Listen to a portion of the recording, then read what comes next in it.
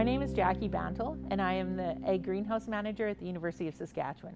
Today I'm going to talk about transplanting vine crops in your garden. One of the things that drives me crazy every spring is that I see people buying big cucumber transplants or zucchini transplants, or even growing them at home, and they have this little long vine about a foot long, and they think, oh yay, I got this big plant, I'm getting a big head start in my garden. Oh, no, please don't do that. What you want, those vine crops, and corn as well, I should mention, hates having its roots disturbed.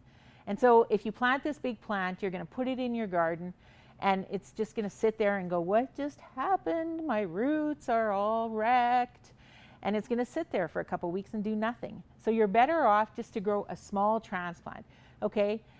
Things like pumpkins or zucchini, you don't even have to transplant. Just put it in your garden.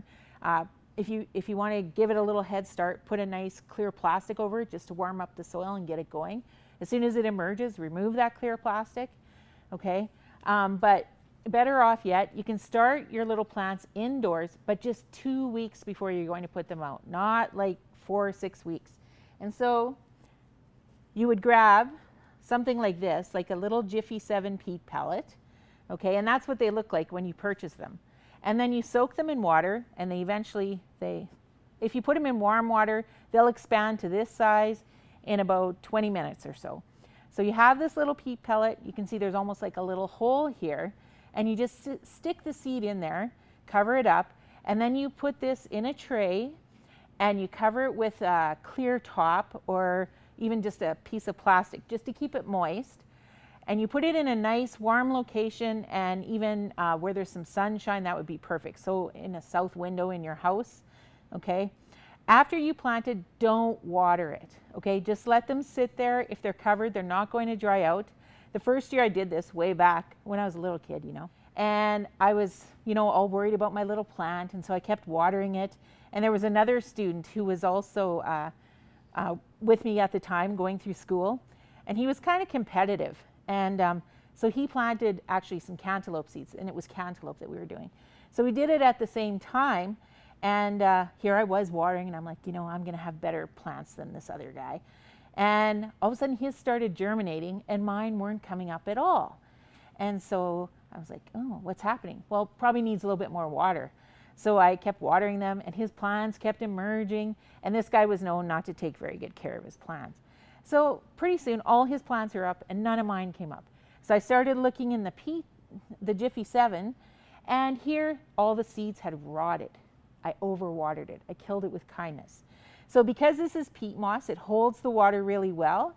So once you plant your seed and you put it in your tray, you cover it with plastic or whatever to keep it moist, don't water it again.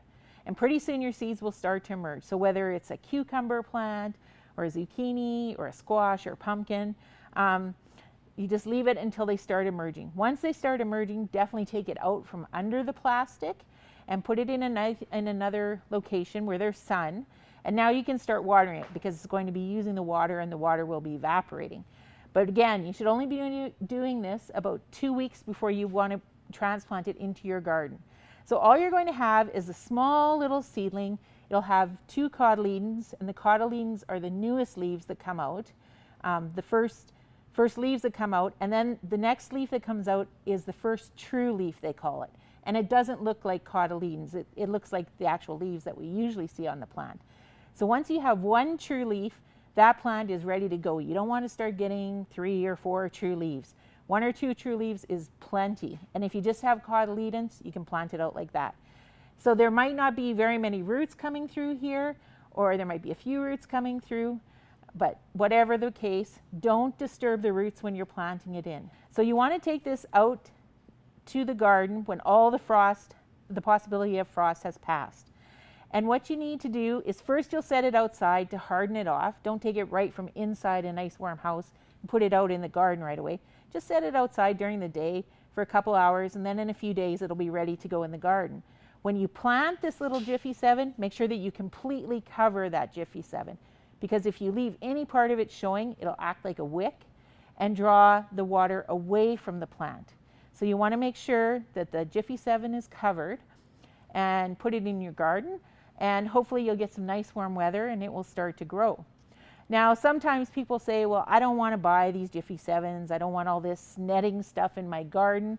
So you can grow them in little, you could put them in a biodegradable plant pot, and so you just set the pot in the ground and then it will break down through the season.